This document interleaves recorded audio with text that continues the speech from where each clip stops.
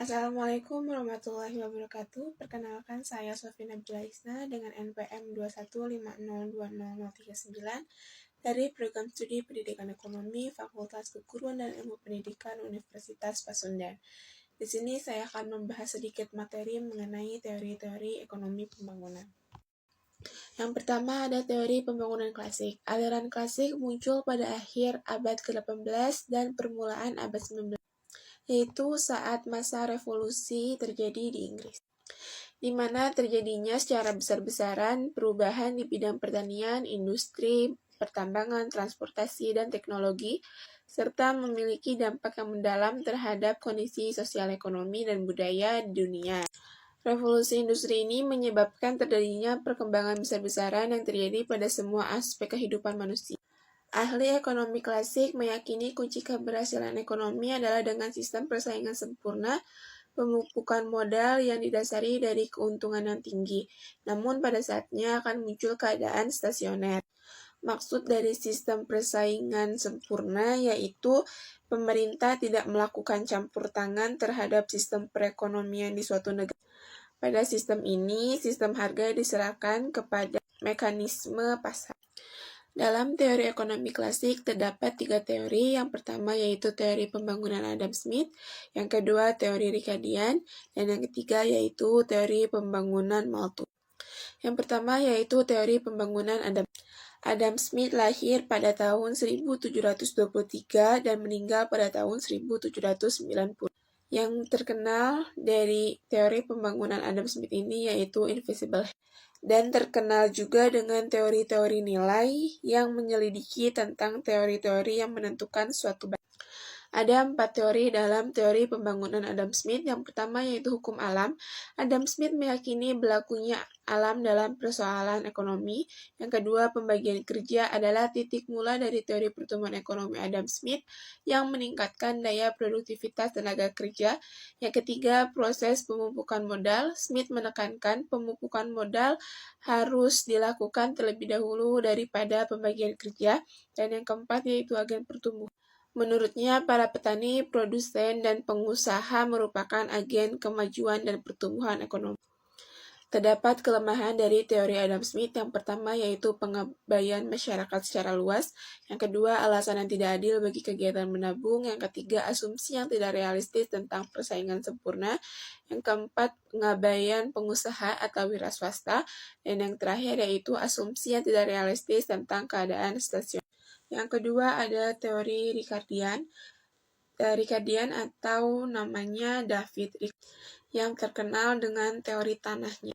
Menurut David Ricardo, dalam masyarakat ekonomi ada 3 golongan masyarakat, yaitu yang pertama golongan kapital atau pemilik modal, yang kedua golongan buruh, golongan yang memperoleh pendapatan berupa upah atau pekerja, dan yang ketiga yaitu golongan tuan tanah.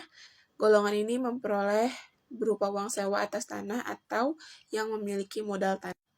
David Ricardo pada tahun 1772 sampai dengan 1823 dalam bukunya yaitu The Principles of Political Economy and Taxation ikut mengembangkan teori pertumbuhan ekonomi klasik. Ciri-ciri dari teori pembangunan Ricardo ini, yang pertama yaitu tanah terbatas jumlahnya, yang kedua tenaga kerja atau penduduk yang meningkat atau menurun sesuai dengan tingkat upah alamiah, yang ketiga akumulasi kapital terjadi apabila tingkat keuntungan yang diperoleh pemilik kapital berada di atas tingkat keuntungan minimal. Yang keempat, dari waktu ke waktu terjadi kemajuan teknologi.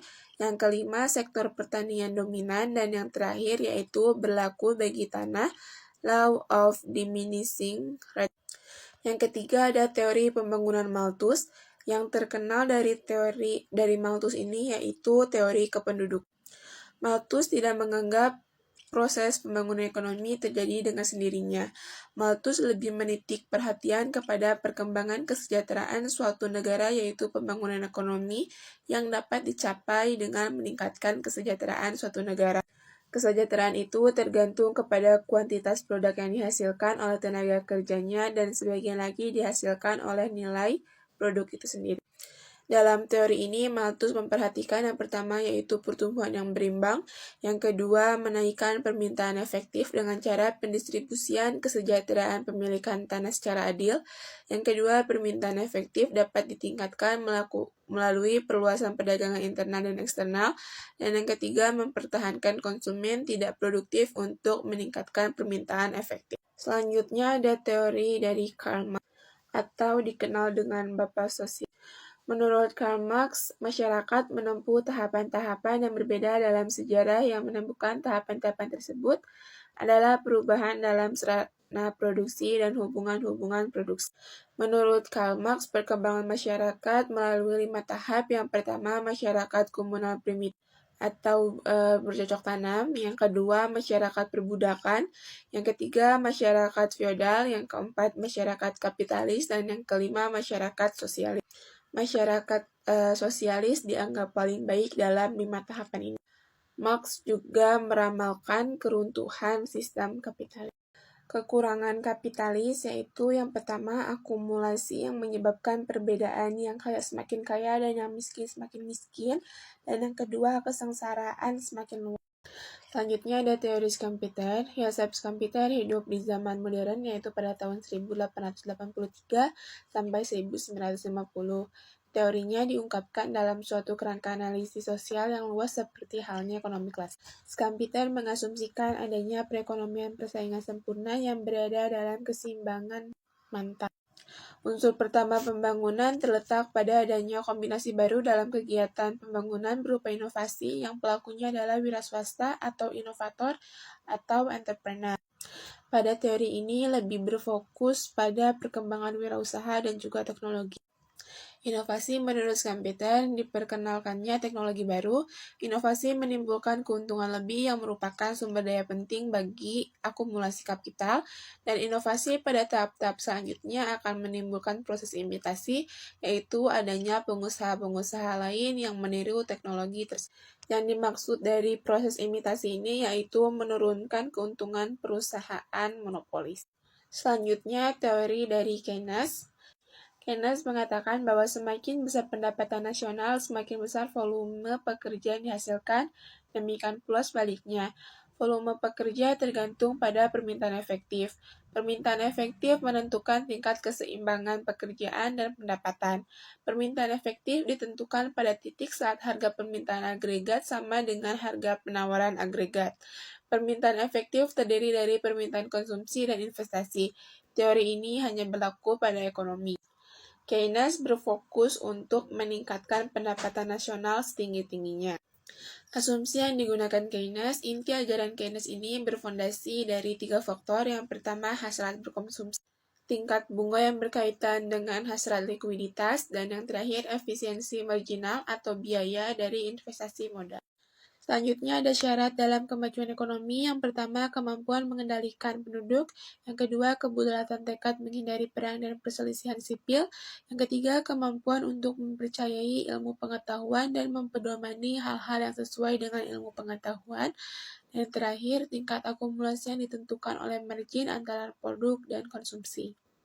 Hartman menyatakan besarnya tabungan masyarakat proporsional dengan besarnya pendapatan nasional mempunyai beberapa asumsi, yakni yang pertama perekonomian dalam keadaan pengerjaan penuh atau full employment, dan faktor-faktor produksi yang ada juga dimanfaatkan secara penuh. Full employment yang dimaksud di sini yaitu masyarakat yang siap bekerja terserap di dunia kerja. Selanjutnya ada perekonomian terdiri dari 2 sektor, yaitu sektor rumah tangga dan juga sektor perusahaan.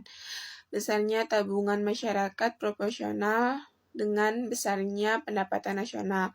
Kecenderungan menabung besarnya tetap. Selanjutnya ada pertumbuhan ekonomi Rostov dibagi menjadi 5. Yang pertama yaitu masyarakat tradisional. Masyarakat tradisional merupakan masyarakat yang strukturnya berkembang di sepanjang fungsi produksi. Yang kedua ada prasyarat tinggal landas. Prasyarat tinggal landas merupakan masyarakat transisi sebelum masyarakat menuju masyarakat tinggal landas. Prasyarat menuju tinggal landas yaitu sudah mulai bermunculan. Yang pertama, swadaya dibangun atau diciptakan manusia-manusia baru yang mau bekerja keras, muncul memasuki sektor ekonomi. Selanjutnya ada tinggal landas. Tinggal landas merupakan masyarakat yang mampu menciptakan industrialisasi di dalam sebuah negara. Yang ketiga yaitu dorongan menuju kedewasaan. Mempunyai ciri yang pertama yaitu sifat tenaga kerja berubah menjadi terdidik. Orang lebih suka tinggal di kota dibanding di desa, upah meningkat secara real. Selanjutnya ada era konsumsi massal dan besar-besar. 3 kuartal yang cenderung mensejahterakan. Yang pertama yaitu penerapan kebijakan nasional guna meningkatkan kekuasaan dan pengaruh. Yang kedua, pemerataan pendapatan melalui pajak progresif, jaminan sosial, dan fasilitas hiburan. Yang ketiga, keputusan untuk membangun pusat perdagangan dan sektor yang penting.